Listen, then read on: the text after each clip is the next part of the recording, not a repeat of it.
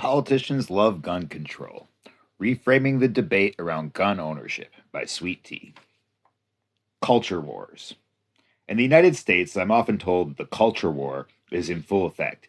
Heated debates around controversial issues like abortion, same sex marriage, and religion in public institutions abound. In many of these cases, there's undoubtedly some level of grassroots support for various entrenched sides of the debate. The elite human rights campaign, for example, does manage to successfully pull away millions of dollars from queer folk every year.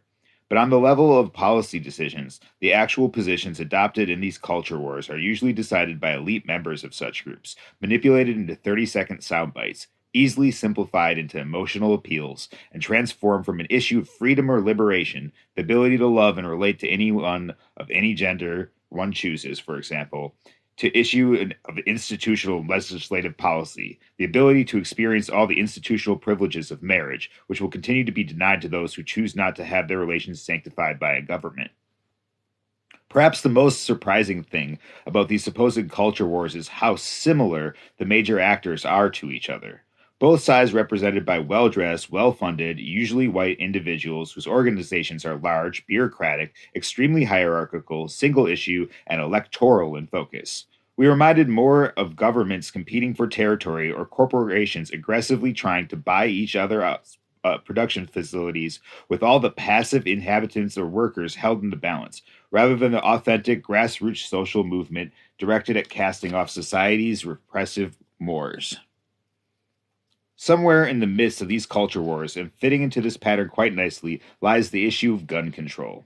Though as a public controversy, it may have been surpassed in recent years by other cultural topics, gun control remains an extremely divisive consistency.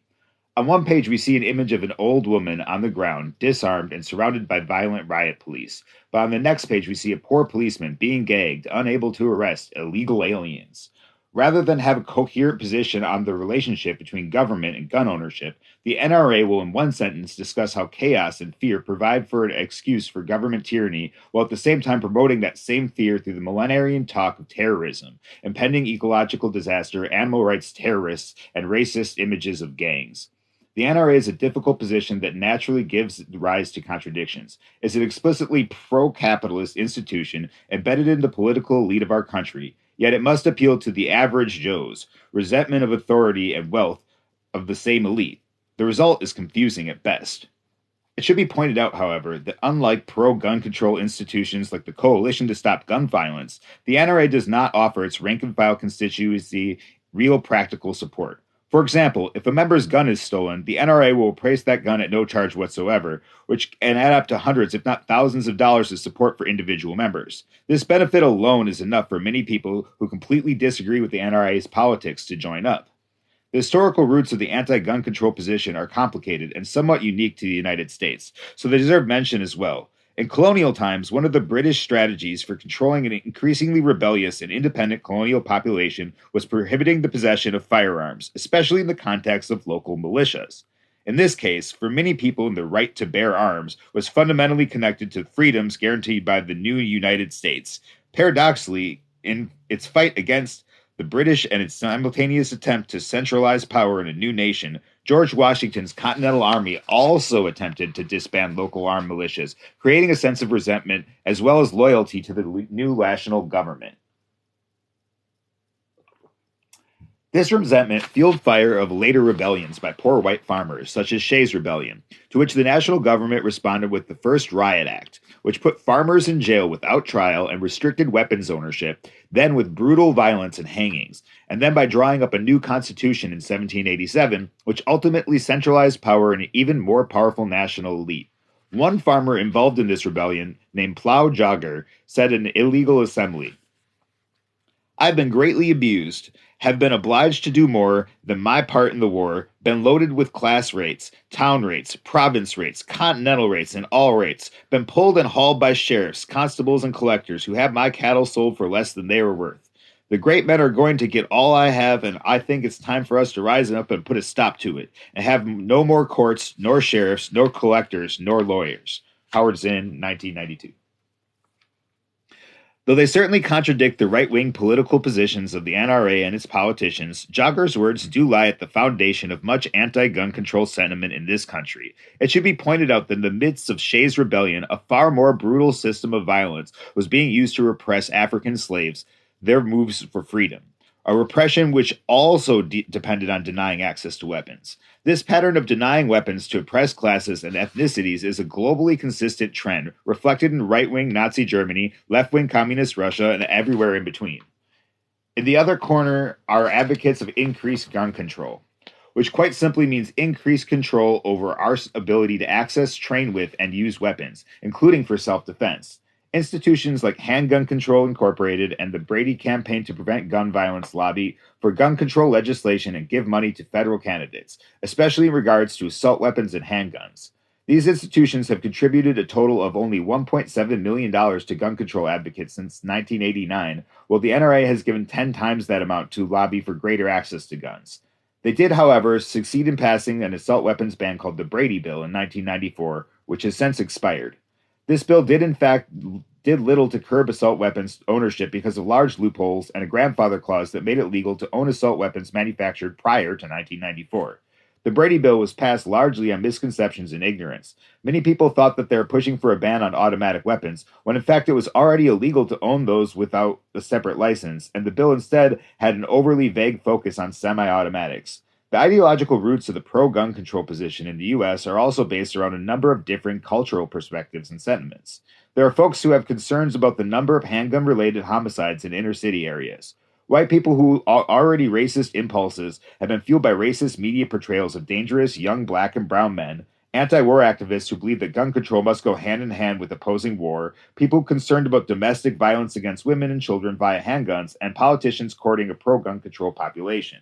The basic logic of much gun control advocacy is that violence is bad, guns are often used in violence, therefore guns are bad. Therefore it would be better if the government was the only group of people who was able to use them, presumably against everyone else.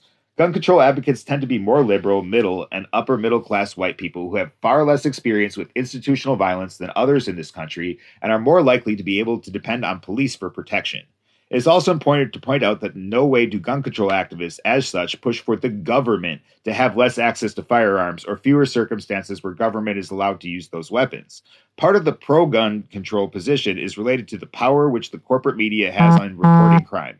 As Michael Moore points out in Bowling for Columbine, crime rates have been generally dropping on a national level since the early 90s, and yet media representations of the criminal acts, crime shows, and the people that they portray as criminal class, predominantly young black men, have all increased dramatically. This creates public perception that gun-related crime is increasing when it's actually not, thereby creating an environment of fear ripe for increased government control of weapons ownership. Interestingly, racist media portrayals of dangerous young black men are also at the heart of much anti-gun control sentiment, in the sense that white folks wanting to protect themselves from this threat. In either case, predominantly wealthy white institutions are lobbying against a predominantly white government to control communities of color, which have been constructed as a threat by the white corporate media. Rather than identifying the cause of domestic violence and property crime, such as male-dominated family structures and living in a very class and race-stratified society, or targeting governments themselves as the major purveyors of violence throughout the world, gun control advocates focus on civilian ownership of the tools of violence. In addition to the root causes of violence, they thereby avoiding physical struggle required to fix these systemic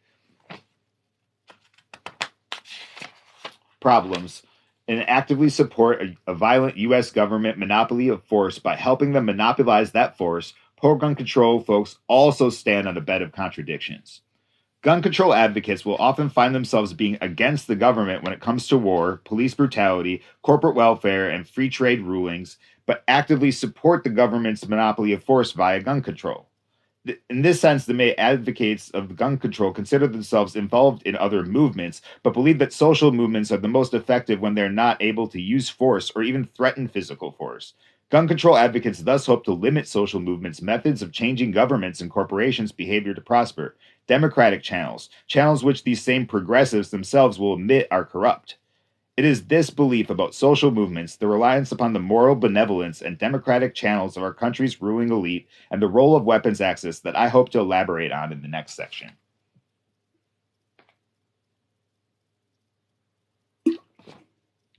Social movements and access to weapons.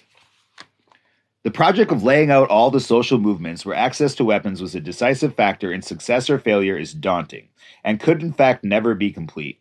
It does seem pertinent, however, to mention just a few instances where the use of weapons, or at least the availability, has played a major role in the United States. For this section, I am basically defining a social movement as a gathering of people throughout a society who are, with increasing momentum, trying to change some fundamentally oppressive, inegalitarian, or hierarchical aspect of that society. The abolitionist movement in pre Civil War times is an example, as are the labor rights movements of the early 20th century, the U.S. civil rights and consequent Black Power movement, the gay liberation movement of the late 60s and 70s, the women's liberation movement of that same era, the anti globalization movement, as it was dubbed by the corporate media, of recent times, and the animal rights liberation movement as it continues to have success today.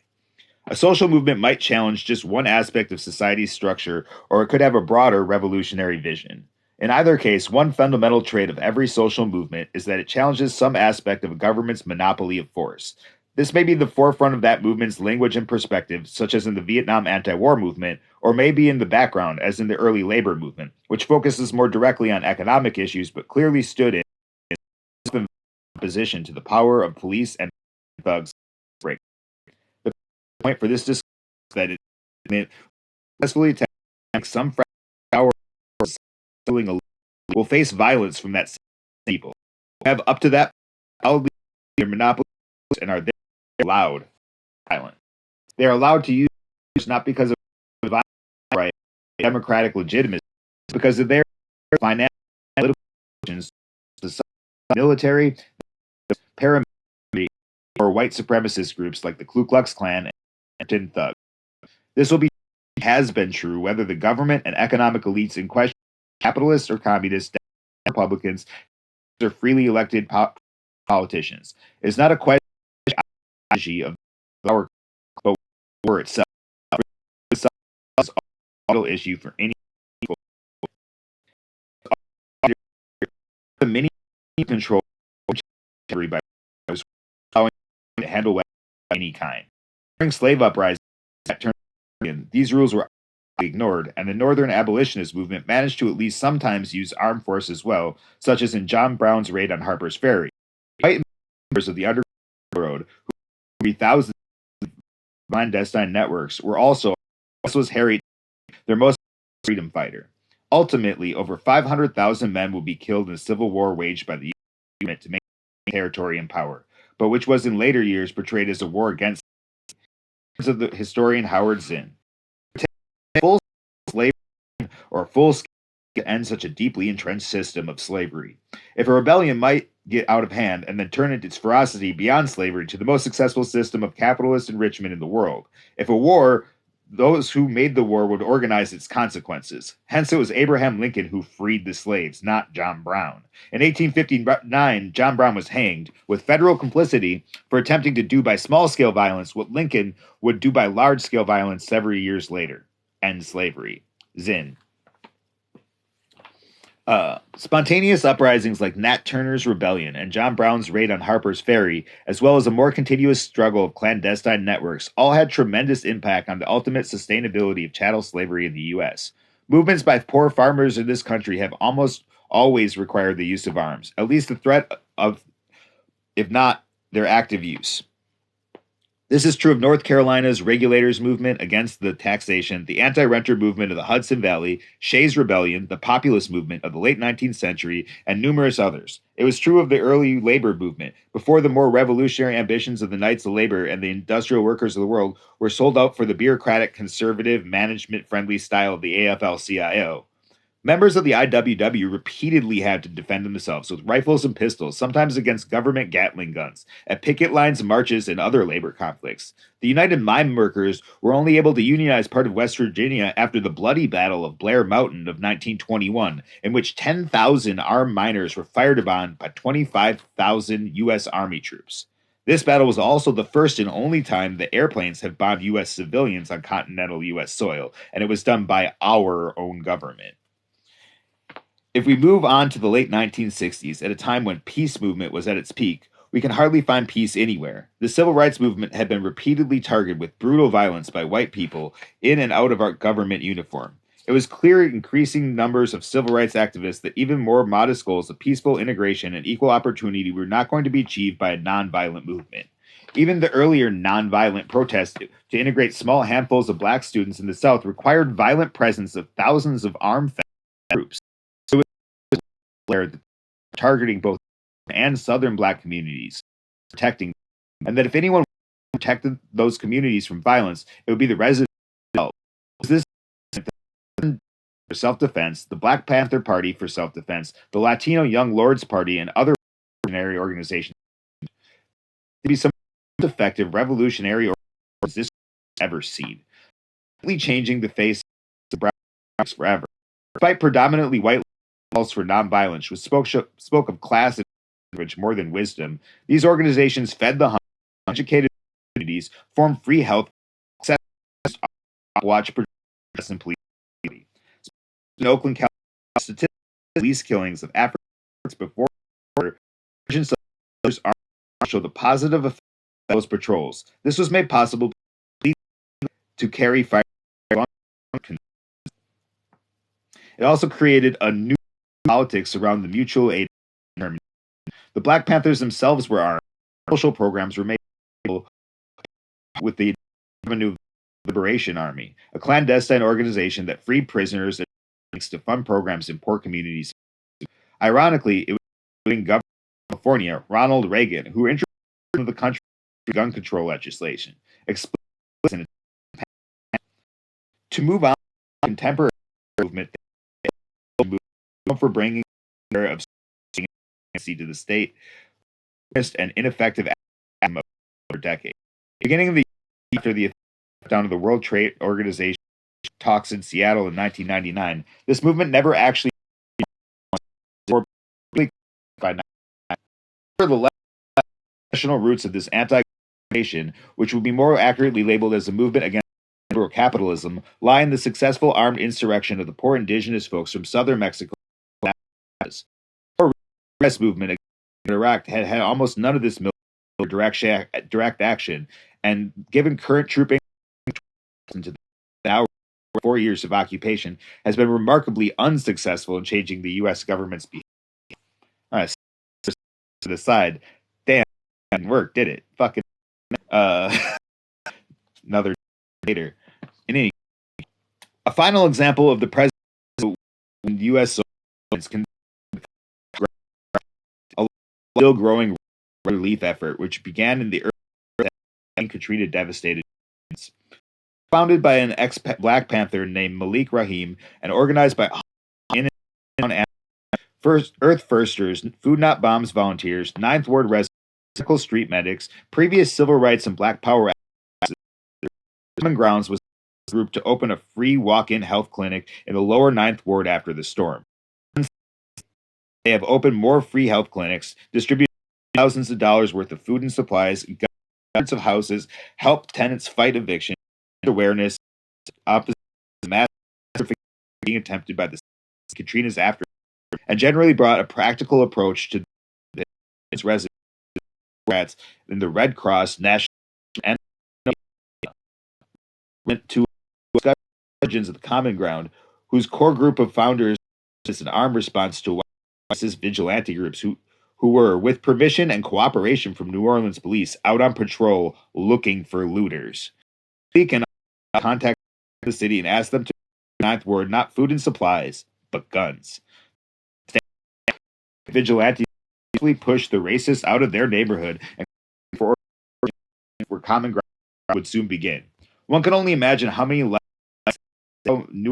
might have the better had more financial strangleholds of the Red Cross and National, and instead promote the kind of radical grassroots common ground. This is a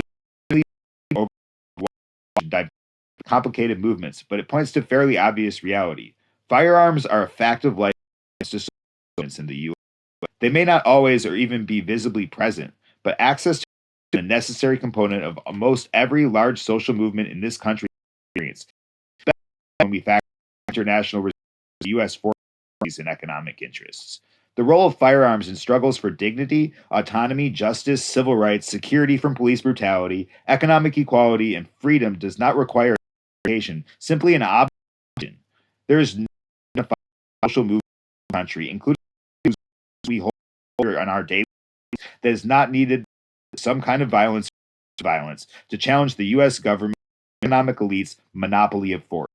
It is hypocritical to appreciate the elimination of chattel slavery or workday or even government programs like Head Start, which is a pale imitation of Black Panther's free breakfast program, while simultaneously attempting to limit or eliminate civilian access to which help achieve those changes. This goes without mentioning the deeper, broader, more fundamental changes which are required if we want to get their off our backs for good.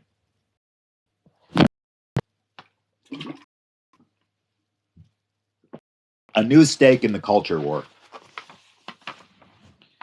Observing that guns have been instrumental in a U.S. social movement play some role in any movement that attempts to challenge the monopoly of force, economic and political elite is not equivalent to saying firearms are a good thing. It is not a moral apology for an arms that has helped create a world where death is more welcome, where the killing of animals is more often considered a sport than a necessary but respectful, sustainable human activity, where war and genocide are always right around.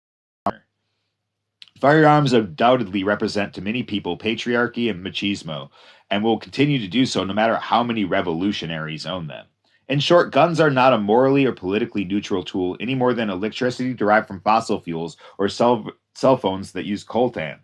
But for some reason, while few claim the future social movements will succeed without the least temporary use of electricity and cell phones, quite a number of these movements, more conservative actors, claim that guns have no place in our midst. Their strange logical follow-up is that the government, previously assumed to be an enemy of freedom, equality, and integrity, ought to be the only institution able to use these tools. Nevertheless, it has to be constantly re-emphasized that guns by themselves are nothing more than wood and steel and plastic, that they're not the revolution, nor that they're the primary force in it. The force is people. Inspiring people to change the world requires practical steps towards that end, and this means acknowledging the reality that we are living in. Weapons and the necessity of self-defense are part of that reality. Whether we have to confront this reality now or in 20 years, clearly it will be easier to confront it if we have access to the right tools. To return to criticism of the traditional anti-gun control attitude as well as pro-gun control advocates, probably the fundamental factor in both sides of the debate is white supremacy. On the one hand, traditional right-wing gun nuts in this country are notoriously racist, and the propaganda put up by the NRA reflects this. Behind this is a paranoid fear of people of color, ultimately desired to become an unpaid police officer with some fictitious race war to come. The white supremacy of the liberal gun control position is a more subtle, but its results are perhaps even more heinous because they are enacted through the U.S. government. Whether out of an equally racist fear of armed people of color or more benevolent desire to help communities where gun violence is common, predominantly white liberals use gun control to legislate the freedoms of communities of color to which they have no accountability, no legitimacy, and no connection. The fundamental effect of this kind of legislation is predictable. Rather than reducing violence in communities of color, such laws give racist cops one more thing with which to harass, detain, arrest, and brutalize people of color. For those who are justifiably concerned about gun violence, but are not part of these communities themselves, there are many more effective options at hand for approaching peace. The most obvious of these is supporting voluntary armistices and peace treaties orchestrated by gang and community members themselves. One example might be called the Multi-Peace Treaty, a voluntary treaty organized and officially put into effect by multiple gangs from Los Angeles on April 28, 1992. When 250 Bloods and Crips marched on LA City to announce for support economic infrastructure that will make this peace last, the city council was completely ambivalent. One councilman said they applied for a $500 grant.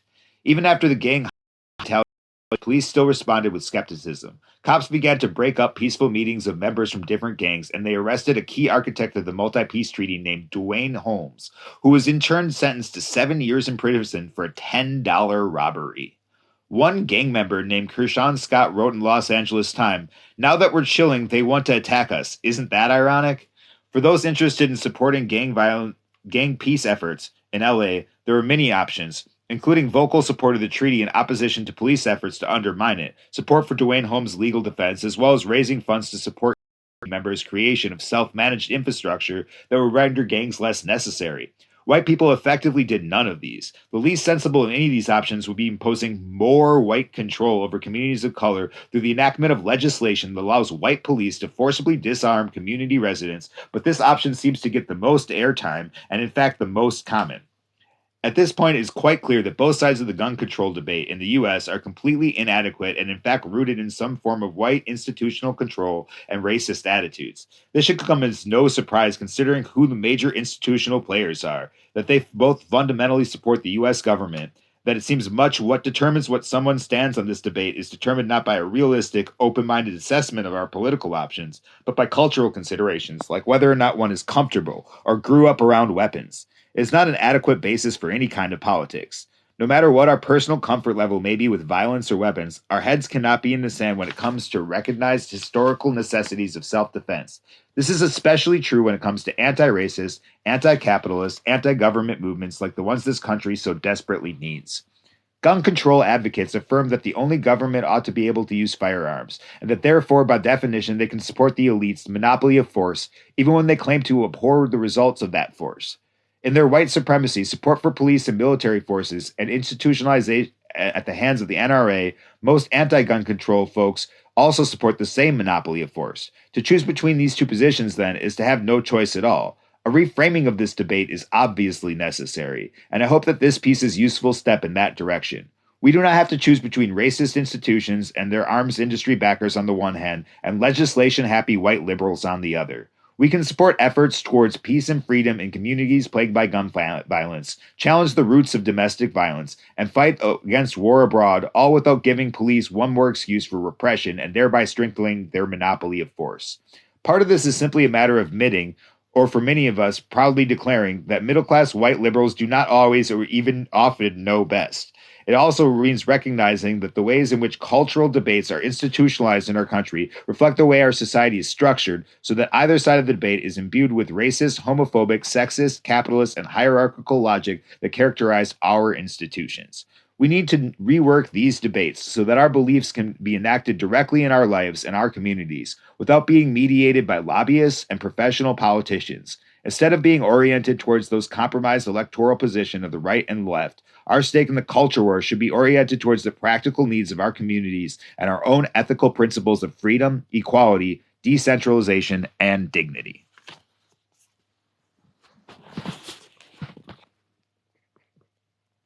All legs, you missed it. I just read the zine.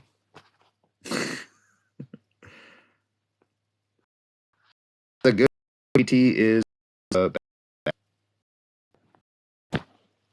but I'm gonna stop this and go live later. See y'all.